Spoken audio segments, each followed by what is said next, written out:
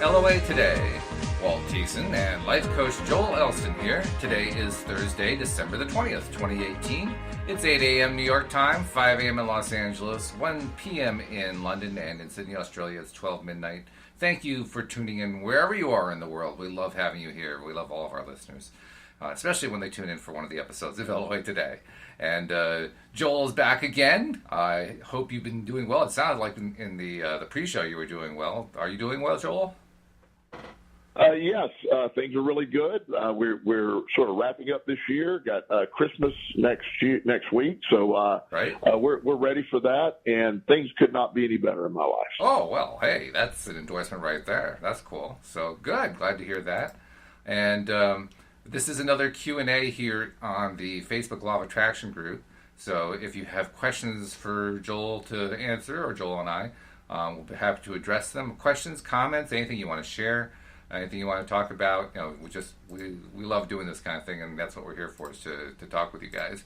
And Joel, I thought I would get this conversation started today with a thought that came to me as I was awaking this morning. When I woke up, one of the first thoughts that came to my mind is, I think there are so many people, and I'm one of these people, there are so many people who deep down don't entirely believe that they deserve to have all the abundance they want to have into their lives. And over time, it kind of turns into, you almost get lackadaisical about, like, well, because I don't really feel like I deserve it, it never really shows up the way I really want it to. I get bits and pieces of it. I can see the law of attraction works, but, I'm not getting all my big goals, so my enthusiasm starts to wane after a while, that kind of a thing. And then we just kind of stay in that pattern. And it occurs to me, we really need to believe we deserve this. We need to believe that we deserve the abundance, all the things that we want to have happen coming true in our lives. Otherwise, we're basically putting up a limiting belief just by saying, oh, so. I mean, what do you think? Well, and I see it a little differently, but we get to the same point. If you don't feel like you deserve it, you can't truly bring it to you, because, again, the law of attraction doesn't respond to anything but how you're feeling.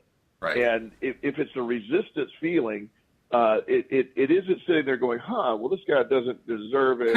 Definitely believe. What it does is, I don't deserve it translates to I won't get it. I work with a gentleman right now. He's a really good guy, but he's having a very, very difficult time in life. And he is anticipating the next bad thing every day. And shockingly, it is happening. Yes. Really shockingly, but he's having a really bad couple of months. And he says, well, what's the point of me trying? I'll get the job and then I'll fail at it. Well, he's right. He's had several jobs and he's failed at it because he keeps applying the same negative approach to it. So whether it's not deserving or not entitled or feeling any of these things that would be a limiting belief, the limiting belief can come in many, many forms or fashions. And often, like you're saying, I don't deserve this is a basis of development of that limiting belief. But the way we feel and the energy we're putting out, that's the vibration that we're putting out there, and the law of attraction always matches that. Yes. And it's such a most people are looking for it to be more complicated than that. While it's hard to control how you're truly feeling, because a lot of times you're saying, okay, I'm just going to I'll work on this, and yet I end up making that the fact that I have to work on it being my that somehow I'm flawed already. Right. So this flaw is keeping me from happening, or this stuff from happening. And again, that's another piece of the resistance. It versus some of the most flawed human beings on the planet are experts in the law of attraction. It's because at the end of the day, they're able to implement, this is what I believe, this is how I feel, and that's what the law of attraction is going to give back to me. It's amazing to see it work, and it's frustrating for those that really struggle, because it's the struggle or the limiting belief system. There's a whole package of limiting beliefs, and they are the concept. At the end of the day, there's only one thing that stops it from working, and that is a form of resistance. Mm-hmm. Yeah, that's true. And in fact, we have a first question, which is good. We usually don't get a question this early, but Nasha, one of our regulars, has chimed in. She says, how do I manifest money easily and fastest? I know desperation doesn't work, so how do I actually get it? Well, I know I do deserve it on every level. Interesting question. What do you think? A great question, but within the question, it usually is the answer. You hear the, how do I do it? I feel like I deserve it on every level, but there's almost and I'm so grateful for our Facebook followers and those who listen. So this, by no means being derogatory or trying to criticize, but right. It's the answer. The answer is in the question. I really believe it, but yet how do I get it? And it's almost letting go of that. How do I get it? Other than let me tune into it, let me feel it, let me live within it. The concept of living as if you already have what you're seeking. The reason you don't have here's an experiment that I've done, and recently it's I always do this with clients. I do this in private coaching sessions, and I'm always shocked to hear the responses. And most of our listeners in the United States, if it doesn't apply to you, then whatever currency would match. But I always challenge people to see sometime today, you will find a penny on the ground. Mm-hmm. Now that you're looking for that penny on the ground, when you see it, you'll understand that's the law of attraction at work. Now, nobody believes that finding a penny is a major event. You expect to see a penny on the ground. Mm-hmm. Exactly. So, because that's there, yes, you're bringing about that penny. Now, $1 million in the penny are no different to the law of attraction. It's just as we said earlier, what do you really believe?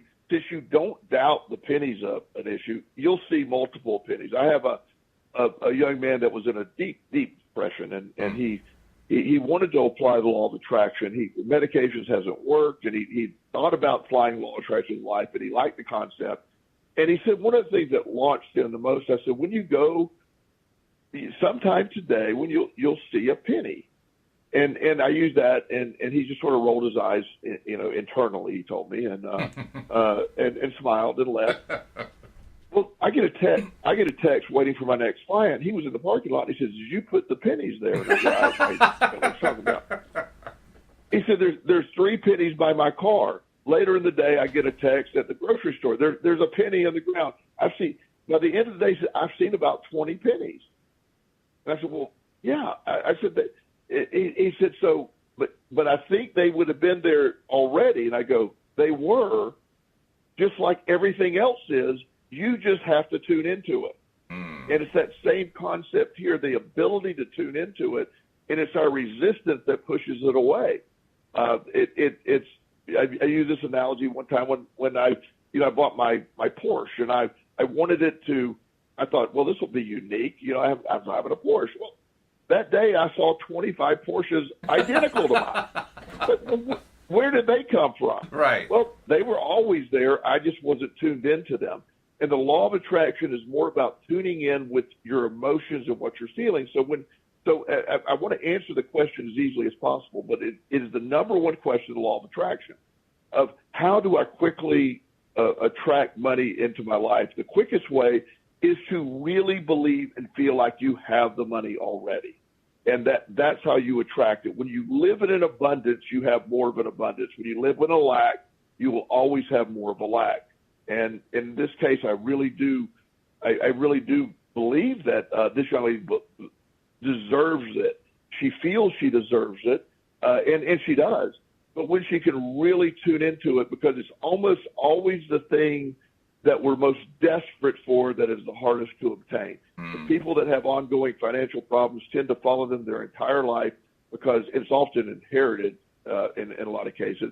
But also they have the ones that have relationship problems. I know some exceptionally wealthy people that money is not even a thing for them. It doesn't even exist as a problem, but yet they cannot find a relationship. They're always upside down in relationships, or they're depressed because of relationships, or so you see that, or whatever your thing is, is where the resistance lies. So being able to tune in, and I know that I wish there were a simple step-by-step method that I could simply say, by tomorrow at this time, you'll have $100,000 in your bank account. It doesn't work that way. It's you tuning into the abundance and letting go of how we get there and almost not putting it as a priority. But I deserve it is great. Feeling it is great. But sitting there and thinking about it and talking about it and bringing it to the table is actually creating the feeling of it's not there already. How do I get it? Suggest I don't have it. Does that make sense, Walt? Absolutely, it makes sense. And by the way, Nash is already in agreement with you because, especially when you were talking about getting frustrated, she was typing another message about, well, she says, now this shows we could know everything, but at times we get carried away with the lack, so we get frustrated rather than feeling it real, which was exactly what you were talking about. So she's getting it for sure. Right. And that's exciting because when you, for my mind, in my personal experience, money was a massive, as someone who developed a severe gambling problem. My mom always struggled with money. She married a compulsive gambler who left her with nothing. She struggled with finances for years, even until she passed away. Money was a thing for her, and it just was. She just struggled with it. Right. And I saw that go on, and I was determined not to do that, but yet I developed a gambling problem, which made that even compounded. It's hard to have any money and have a gambling problem at the same time. That's true. They don't work well together. No. But as I got in recovery, and I realized once I realized I had enough, then I continually had enough. Then when I realized I had an abundance, I continually had an abundance. And then I'm to the point now that it's not even, I'm not claiming to be super wealthy or whatever. I don't mean that, but I don't live in a world where I'm concerned for the next couple of years of how I'm going to pay bills. That's not a thing.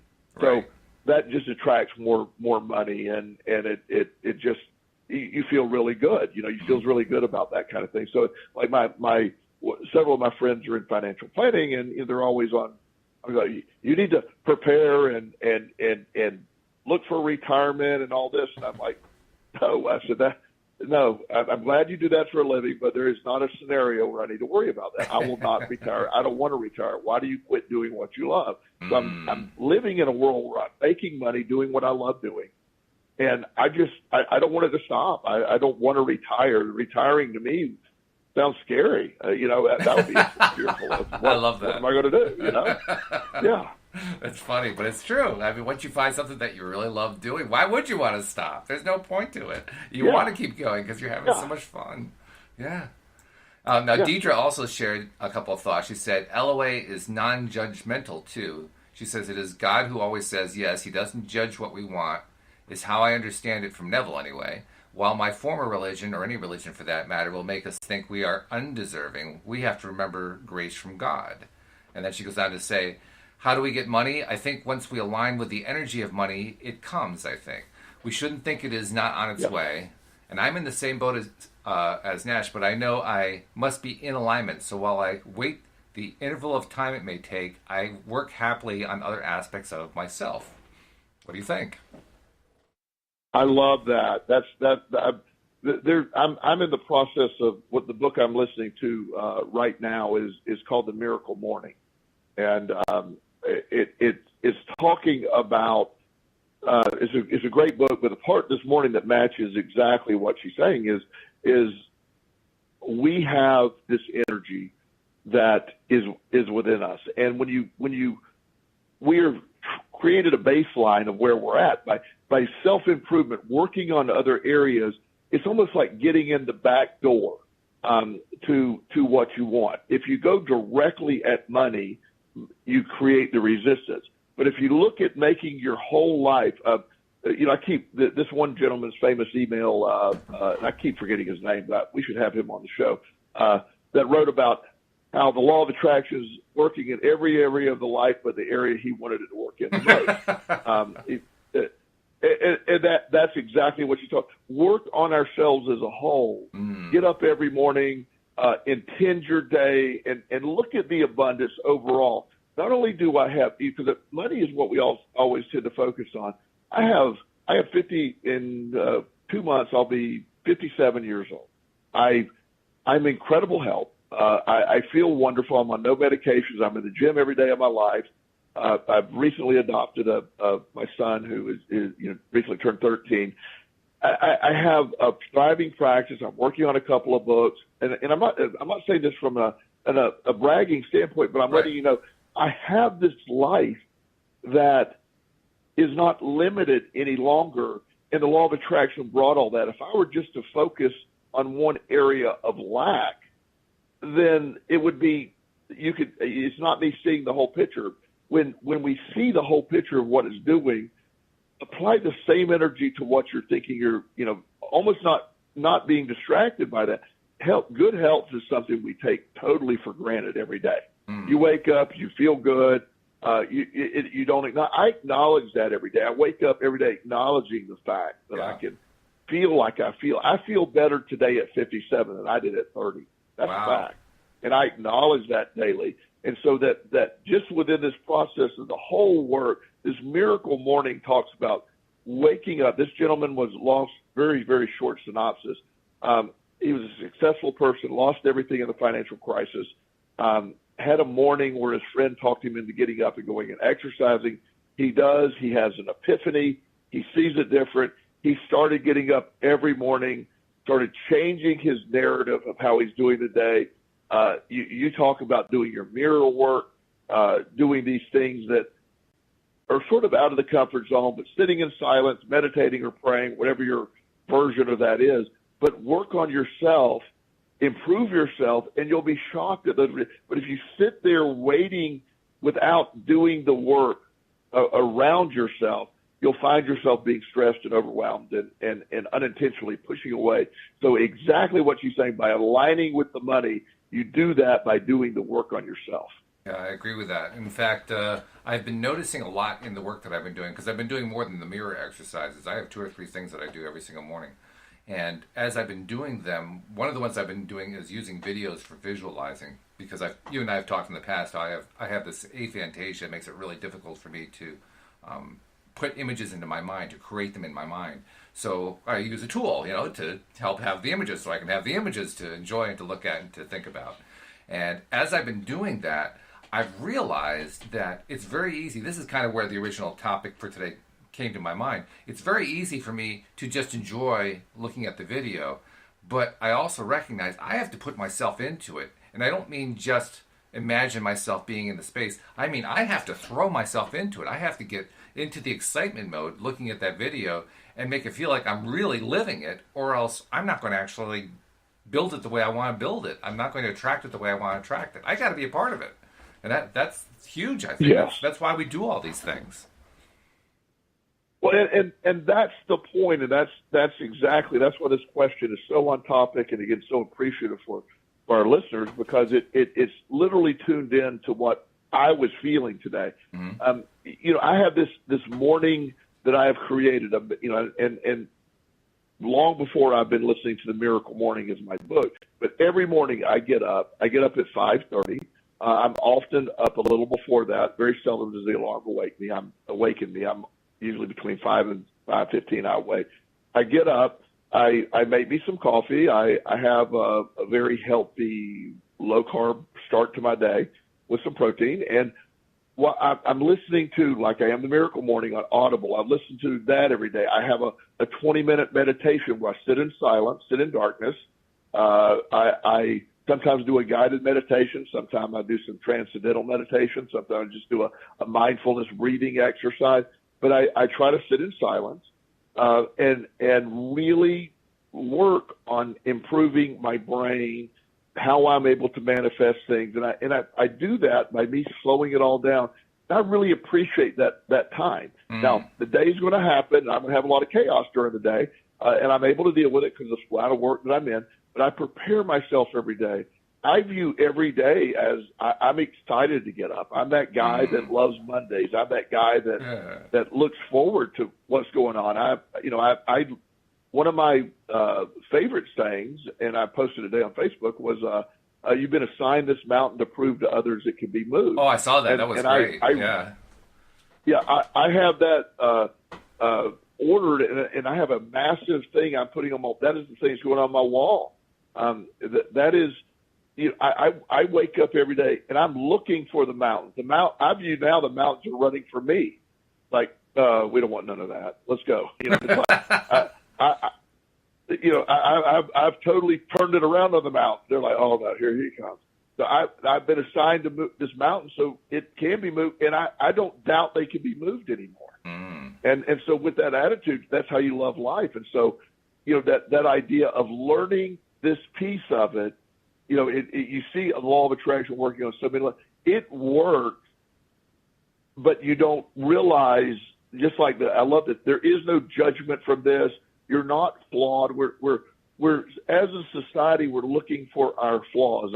One of the things that I reassign every day with people I work with is the concept that they are somehow flawed because they aren't matching the norms assigned to them. A lot of the kids I work with are ADHD children, and they view their condition, or they view their brain as a flawed brain because they're told it's a disability. I reframe that for them and say, no, it is a disability when you're viewing it that way, but you've been given a superhuman brain and nobody's taught you how to use it. So yes, it seems like it's a disability at this point, but why don't we turn it into a gift? Why don't we do that? And once they do that process, so it's reframing what we perceive as the flaws and not looking at whatever, when I'm judging my life by everybody else's standards, I'm never going to rise to that, because there's always going to be somebody in certain areas that are what it would appear to be in a better place.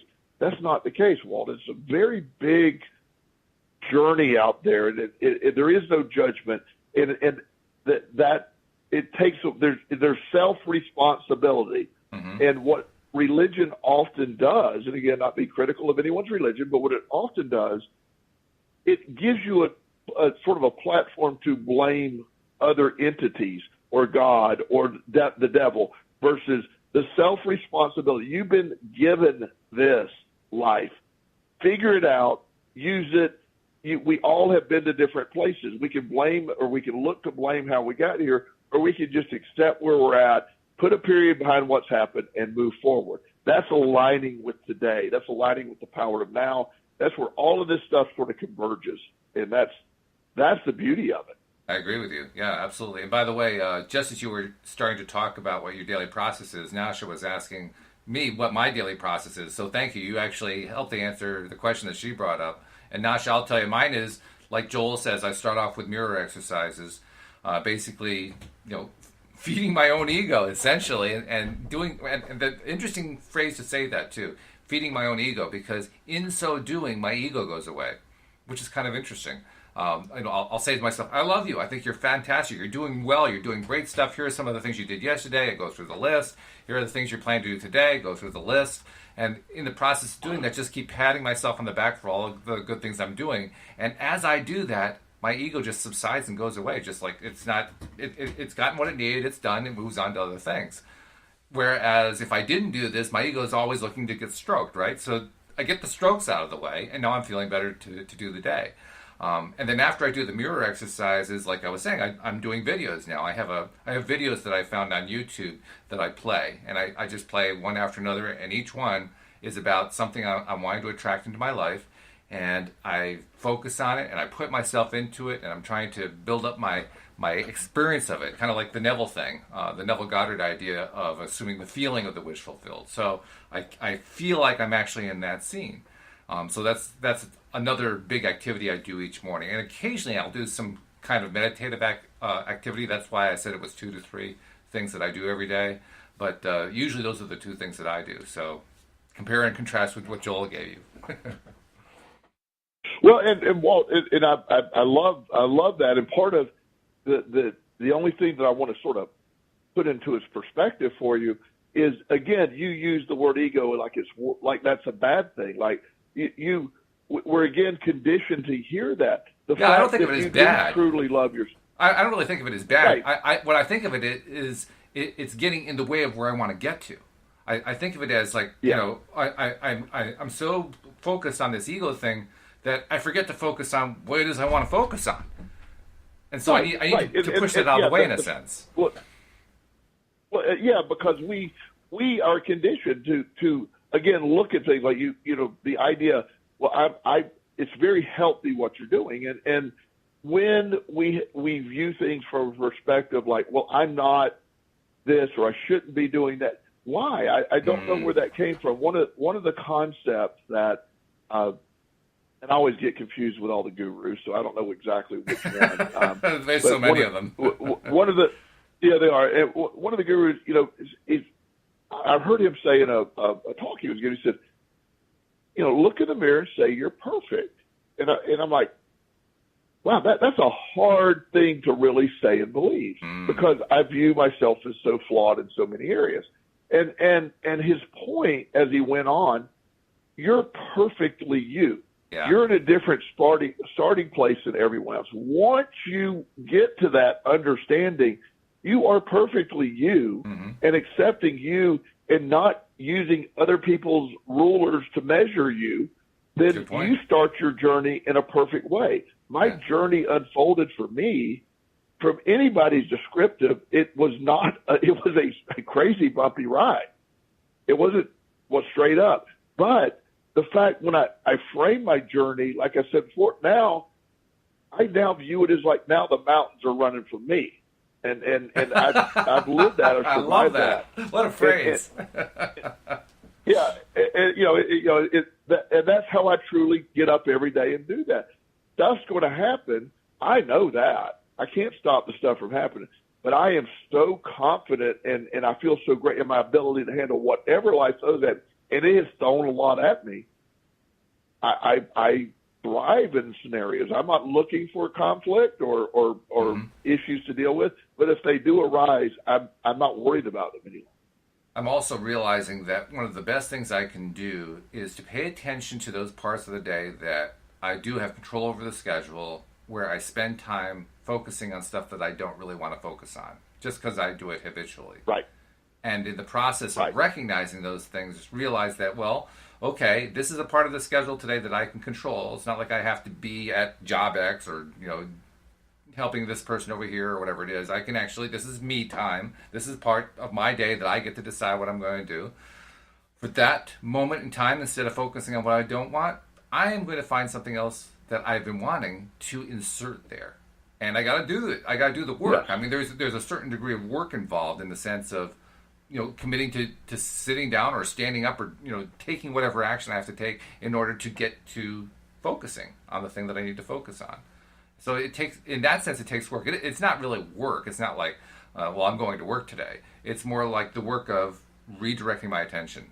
And I say it's work because if it's habitual, it can take a little doing to do that. It can take a little doing to kind of, shift the attention over. But it's worth doing. Yes.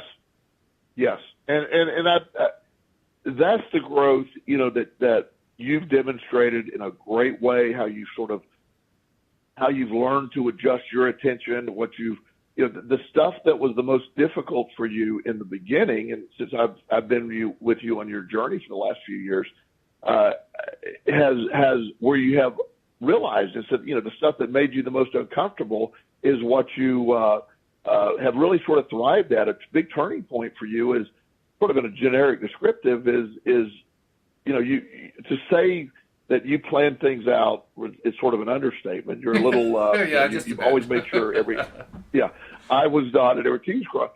Well, we were talking one day and randomly you were like, I'm thinking about expanding the show and getting more hosts and doing this. And I said, that's a great idea, Walt. And I was expecting it to be the sort of the Walt 4-year plan. And, where you looked at the metrics and you did this. And the next time we talked, you had it set up. It was so far out of your comfort zone. It was. But it worked so it was so amazing. And I just was shocked to see, because you did the most uncomfortable thing you could do. You just jumped in, where Joel's always jumping in. And it's pretty comfortable for me for that. Just I'm uncomfortable planning. So I got asked the question, what are you guys doing for Christmas? And I said, I don't know yet. And this was yesterday. And don't you think you need to find out? Yeah, it'll work out. I mean, we'll do something. But that's the exciting piece, that you're able to do this, and I'm so happy that you're there. And thank you. I've just watched you change, because that was when you write the Walt book one day, when it's all going to be laid out, from Joel's perspective, that was the biggest turning point for you. Yeah, I think you're right. That is a big turning point. And what you were talking about there about the not planning ahead part, it reminds me of something you posted one time about you sometimes post these dialogues between you and your son, you and Justin, and one of them was about, I think it was when there was a hurricane bearing down on Virginia, and I guess he asked you if you had an escape plan or an evacuation plan. And I don't remember exactly how the gist of it, I don't remember how the conversation went, but the gist of it was, yeah, we have a plan. And Justin basically asked, well, what is it? And he says, well, look, you said we're going to do something. And he says, yeah, that's just what I thought. You don't have a plan. Well, yeah, it's funny because you're always getting things, have your emergency plan. There was a hurricane. First of all, we're in the middle of Virginia, so I grew up in Florida, so I don't get too worried about hurricanes in the middle of Virginia. Different thing entirely. But so, so I'll start with that process. And so just, one of Justin's, at one of his classes, there's an emergency preparedness guy there. So your family needs to have a plan.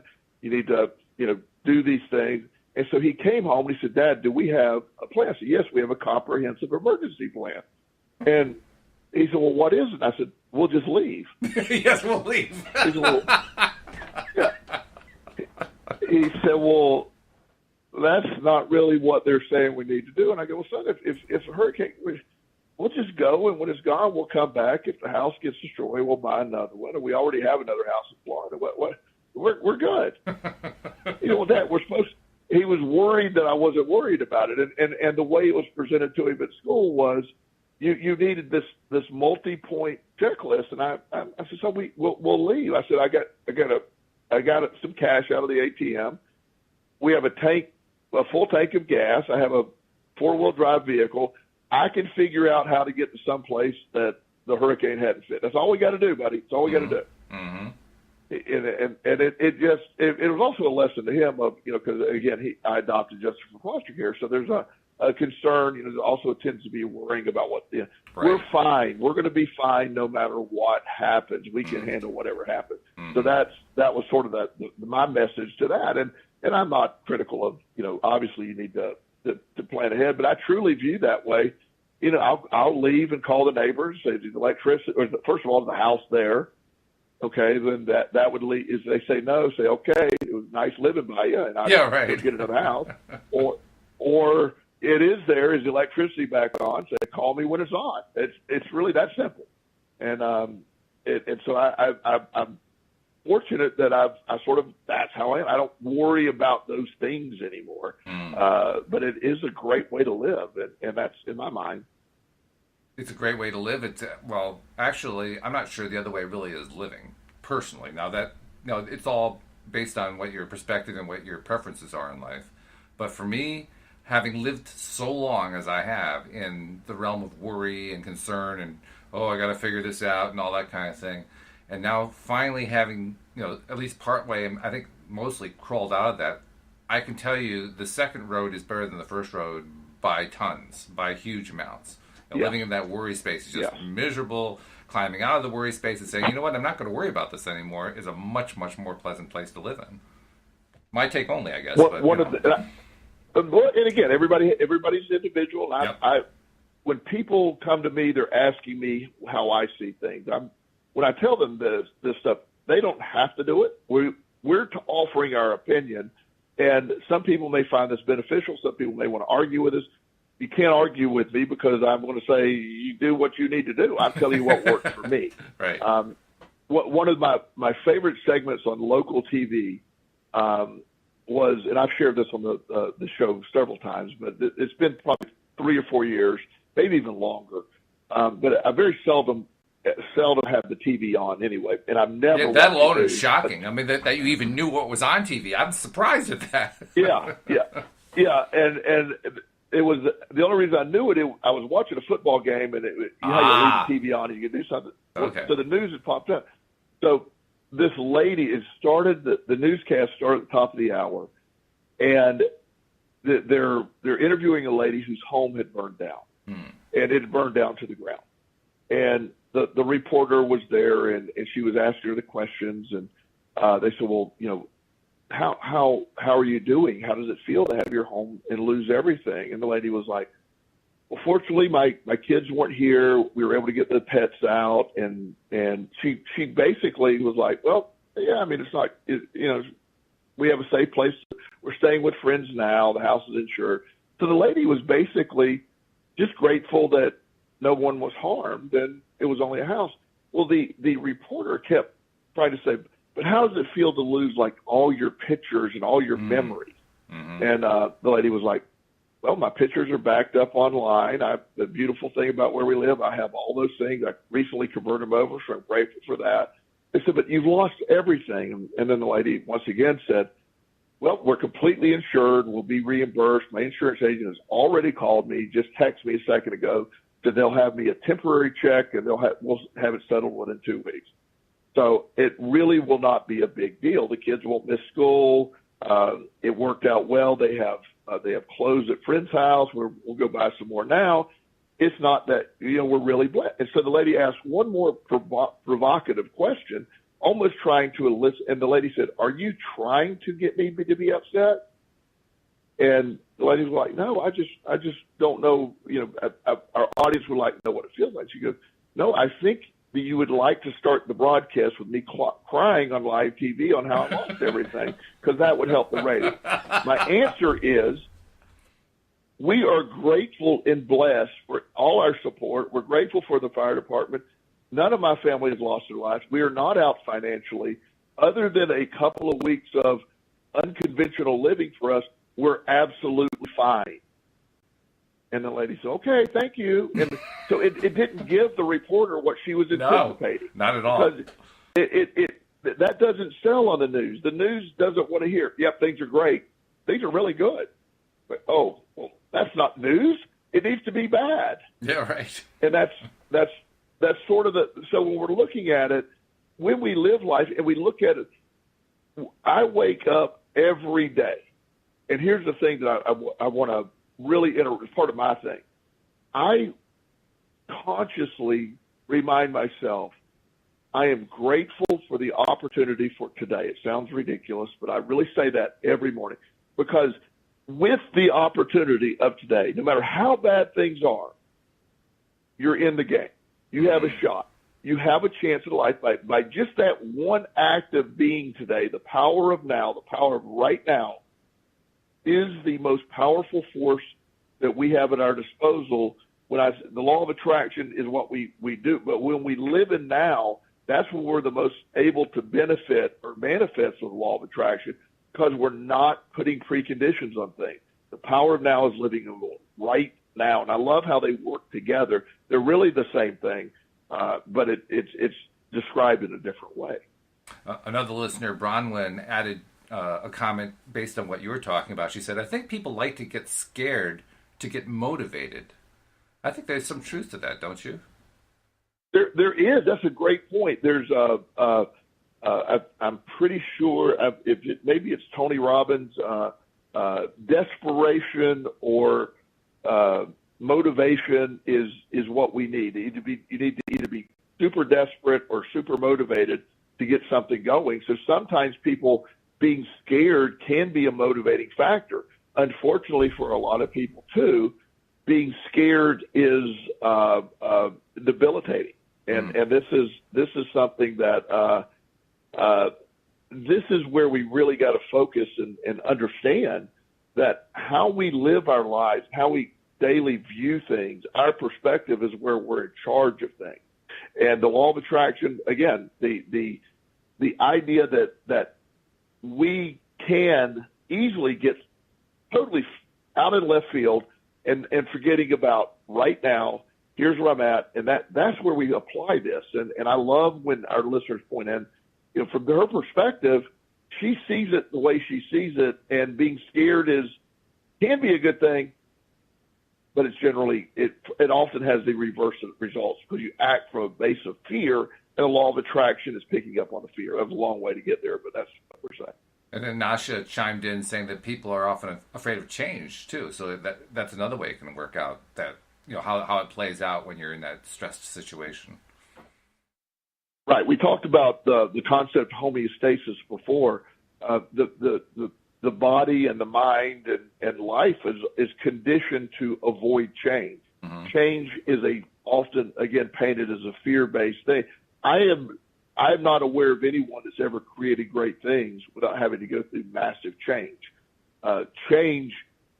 We fear it but need it. Change is growth. If we stay the same forever, it may be comfortable, but there's no progress and no change.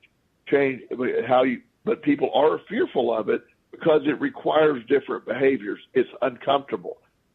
It doesn't feel right because it's not a comfortable, normal way of behaving. But change, I love change. I embrace change. There was a time I just was scared to death of change. Now I'm all in favor. It's great. It's a growth mindset. It's a different way. But as our listeners are so astute, they realize, hey, this is something that a lot of people are fearful of change, and that does send them back to their comfort zone. They keep bringing back the same. Their behavior remains the same. Their actions remain the same, and they keep getting the same thing over and over. And Nasha's heaping praises on top of our heads here. And I want to thank her for that. She also told a story how, first of all, her mother says hello. So hi, hello, Nasha's mom. And she said, I didn't have the money to pay my internet bill. My mom was like, didn't you listen to Walt? I said, well, the internet got disconnected last night. And so she made sure the bill got paid then and there. And all the positive changes, the credit goes to me, Walt. Well, no, actually, it goes also to you, Nasha, because you're the one who got into the right mindset to attract that. So pat yourself on the back because you did that one. I'm glad that we're here to help out. That's why we do the show. We love doing the show because it helps us and it helps listeners. I mean, it helps everybody to get into that happy place. That's why we call it the Daily Dose of Happy. So we're glad that we were able to support you. But give yourself the credit. You're the one who did that one. You attracted that one. Congratulations for doing that. Exactly. Yeah. Exactly. And and again, there's more of that mindset as well, where absolutely. we tend to, we want to take responsibility or in this case, take blame for all the bad things and then accept none of the congratulations or none of the positive thoughts of actually doing it yourself. You are responsible for your situation. You got yourself into this, and you're responsible to get yourself. You've thought your way into where you're at, and you will think your way out or feel your way out of this. Absolutely. When you accept that fact of responsibility, you quit. Life becomes so much easier. If you're blaming, the idea that, okay, well, these set of events have happened, so clearly none of this is my fault. That's absolutely a very destructive, limiting mindset. There's two mindsets that I operate for or try to get people to see. There's a growth mindset, which is obvious, and there's a limiting mindset. Right. And a limiting mindset is you are not responsible for all this. You're a victim of what happens, and you're stuck. And my biggest battle in helping people and with helping them battle, I'm not doing the battle anymore, but is that victim mindset where if this didn't happen, and this didn't happen, and this didn't happen, I wouldn't be in this situation. Right. And society supports that a lot. And I'm looking at it like, it happened. Here we go. And I think I mentioned last week, and I never remember exactly where I talk about these things, but I was talking a lot about this last week in my sessions, that new studies are coming out showing trauma affects people differently, and it's based on how they perceive the trauma. Some people view trauma as a growth event. Other people view trauma as a debilitating event. One of my NFL players right now, very, very, obviously he's an NFL player, a very gifted athlete, but he's also a very bright man. And he had a concussion. Ooh. And, they're very aware of that, and they're working hard on that. And we were having a discussion this week about the concussion, and he actually said, he has to make a decision down the road whether he's going to play again or he's not. And it may sound, oh well, that's an easy decision, but when you're talking about making $10 million next year versus not making $10 million next year, it's obviously a consideration. It certainly is. And so you have that big decision to make. But one thing he said, I'm going to approach it with a perspective that he said, I want you to, his question, I love this question, I want you to help me develop the perspective in which I will ask that question. Mm. And I thought, wow. Very good. He said, because he said the question is going to be irrelevant if I come at it from the wrong perspective. He said, really good. Important decision. Wow. He doesn't have to make it for the next 2 months. And, he doesn't have to figure it out till the season's over. And his team, he's already on the team. He's getting paid this year no matter what. And his team is going to be in the playoffs. So I mean, he'll be on that run, but he won't be playing. But he will have a decision to make. And his guidance that he's seeking from me is not the answer, because I will not give him the answer. I cannot. Right. I will not do that. But I can help him develop the mindset in which the answer will come. That's cool. I was so happy that he asked me that way. That's a tremendous breakthrough to have him say that. That's fabulous. And by the way, to the point of what we were talking about, Bill G is, believe it or not, Joel, there's somebody who I've been doing online shows with longer than you. Bill and I used to do, back before I was doing the Law of Attraction podcast, I used to do a news podcast on PRN called the Freedom News Hour. And one of my co-hosts in that show was Bill G. And Bill's actually going to be on this show this coming Sunday to talk about a new book that he's put out. And so I urge all of our listeners to tune in. That's Sunday at 8 p.m. New York time. So do the appropriate time adjustment for where you live. But he's going to come on and talk about the book and all the interesting explorations he's done on a spiritual basis. But he makes a really interesting comment. He says, back in the day when Walt and I did that political show, I always had to work myself up to be angry, to be critical of whatever was going on in the world. It always made me feel lousy. Now I don't watch or read the news at all, and I feel great. And I mean, you and I have talked about this many times, about not watching the news, paying no attention to it at all, and noticing how much our lives improve in the process. And I just find it cool that Bill and I both were doing this thing many years ago. We both abandoned it, and then we reconnected and said, hey, we're on the same path again. What's going on here? It was cool. I love that. Yeah. I love that. Yeah. So, and then... go ahead. Well, and I don't know, Bill, and I certainly will check out that show you're going to do together. I realized, and we've talked a lot about the political stuff, and lately, during the election, I went back and I started watching the news a little bit, and I tried really hard to keep it just factual news, not political leanings or trying to have people dictate to me what happened. I just wanted to know, tell me the numbers without any commentary. All right. And that is almost impossible to find. Yes. I have actually found I get better factual reporting from overseas news about the United States than I do within the United States. So, they will often just report facts. Here's the results from the United States elections. Right. But within that, I realize there's also almost an addicting quality to keeping up with the news, because especially with our current administration, where it's like a three-ring circus, where almost every day is just some outlandish report. Now, again, I don't know if it's all true or not. It's irrelevant, but it is presented as just fuel. and it's Yes. just you almost want to consume it. And so I realized, even sort of dipping my toe back into the election stuff, I had to sort of detox from it again, because you are drawn to it. Yeah. Yeah, it's true. It's really true. You do have to detox from it. You have to kind of go through withdrawal. And, it's worthwhile to go through the withdrawal, but I completely agree that the current administration is a three-ring circus. It's like what is now known as reality TV, which, by the way, is a strange term. They call it reality TV, and it doesn't match any reality I recognize. But nevertheless, that's what they call it. And that reality TV is all about, here is the most crazy people you've ever seen in your life acting things out on screen for your entertainment. Do you really want to spend your time on that?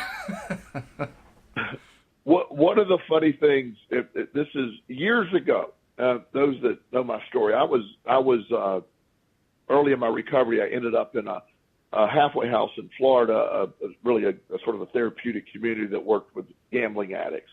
And I eventually ended up really, really loving the field and getting into treatment. I became a counselor. That's how I got into doing what I'm doing now, and it was all part of that journey. The reason I say that is I had always thought, this is like 1998 is when I was really in the middle of that. Mm-hmm. And one of the people that we treated and I became very good friends with, actually is a writer, and he had the concept, and I concurred, that we would be doing a television show about the word, and this is before reality TV, mm-hmm. about us, sort of as a transitional living home for addiction, and put cameras there and just follow people, because there was so much bizarre stuff happening. We actually pitched this concept to a firm called Brillstein and Gray in L.A. No kidding. As a television show. Wow. Years before reality TV took off.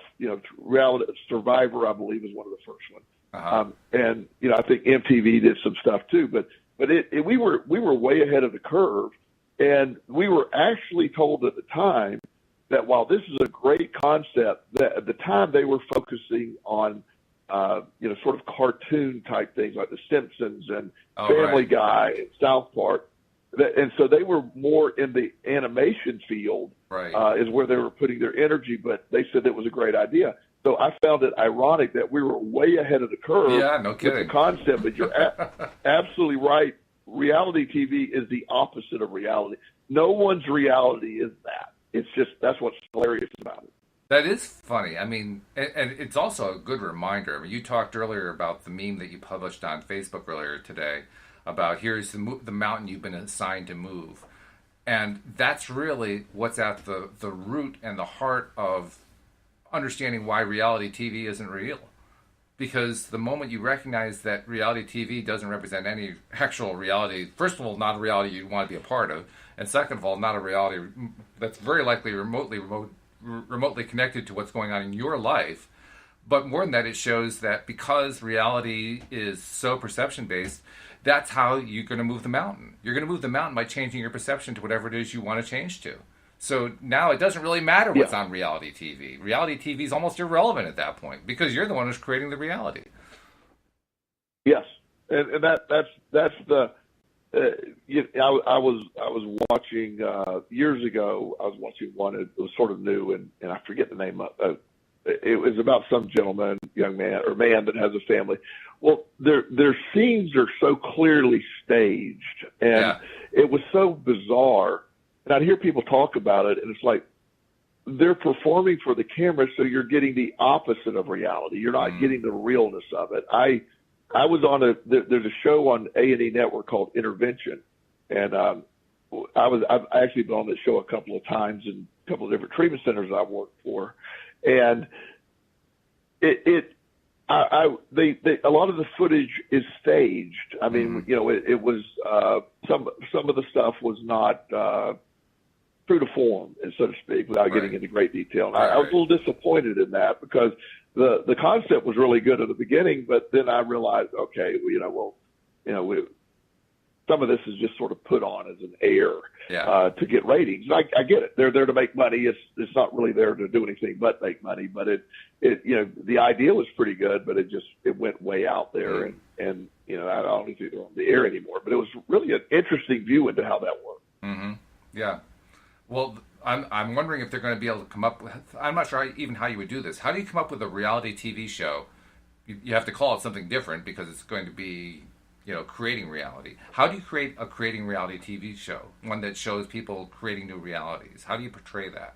I'm not sure how to do that because the moment that you're in the middle of it is the moment that's changing. Watch. Well, it would be. Yeah, most of the time nothing's happening. Most of the time it looks like it's just a mental activity going on. Yeah. Well, and a lot of times you don't know the miracle has happened until a week down the road, so there's no way to catch it. Right? Yeah. It's more of a shift in mindset. When I change my perspective, that is not good TV because there's not a lot of events of me changing my perspective that can be shown on TV. It's like Joel sitting there, perspective change, no facial expression. Huh. It's boring. But it was life altering. But at the same time, it doesn't translate to good TV. Yeah, well, I think that's why we do it as no way to do that. That's why we do it as a talk show, because otherwise no one would have any idea what was going on. We have to explain what's going on, which is not the way you normally do. Exactly. Yeah. So that's the exciting piece. Is it is a much better. It's a better radio version, or it's a better book version. Because you can explain it and get people to understand it a lot better than showing it on TV. Yeah, absolutely true. We only have a few minutes left, and I want to remind people, if you're not yet subscribers, become a subscriber. Pretty easy to do. You can find, in most of the places where we're posting this, you can find links to, just click on the link for your device, and it'll just walk you through it. If you don't see links, just go to the homepage of our website, loatoday.net. You'll find links there for Android users and for Apple device users. Just click the appropriate one. It'll walk you through the process. After you're subscribed, all the episodes will come directly to your smartphone every single time that we publish them. Make sure you're listening to them. That's why you're subscribing. And keep up with everything that we're talking about here. It's going to be a different show every single day. And then also start sharing the fact that you're listening and watching these episodes with people that you know on social media, because that's how you found out. Somebody shared it with you. So pass it along. Keep the chain going, so to speak. And in the process, help more and more people get their daily dose of happy. We really appreciate you for that. And also, because we're now approaching Christmas, we want to wish everybody Merry Christmas. And Joel, do you have anything special planned? Are you guys going away, or are you just kind of hanging out and opening up the mound of presents that I know that you're trying to hide around the house so that Justin doesn't find them? Yeah, well, I've actually lost a couple of those. I don't know where I've hidden them, but hopefully I'll figure that out. And as I mentioned earlier, we don't. We're not really planners, so we'll be doing something for the holidays, but we don't know what. I haven't figured that part out yet. All of us. Yeah, exactly. Well, that makes it a joyful day, because then you never really know what's going to happen during the day, so that's cool. Exactly. That's good to know. We're excited. We're blessed, and it'll be a very no matter what happens, whether we stay home, we go somewhere, or whatever. It's something that we'll enjoy and really get the most out of. So this time of year is stressful for a lot of people, a lot of clients I work with. There's additional thought, and it's sad because it's a time of year that should be a celebration and stuff. Is a lot of people get on the other side. So I really encourage you to socialize and figure it all out, but don't beat yourself up. This is an amazing time. We get an incredible new year right around the corner, too. Absolutely. And for somebody who needs a little more personal assistance, because that's what you do for a living, you assist people in helping to deal with their stuff and learn how to get that better perspective. How do they reach out to you? Joel Elston at Gmail right now is the easiest way. That's my email address. JoelElston.com is my website. Just reach out, send me. I can help you. I can refer you. And don't hesitate. I respond to everything, and I've gotten multiple emails over the years of us doing this from our listeners, and always enjoy hearing from them. Very good. All right. Well, have a great holiday, and I look forward to talking to you next Thursday. You too, my friend. All right. We'll see you all next time as well here on LOA Today. Goodbye, everybody.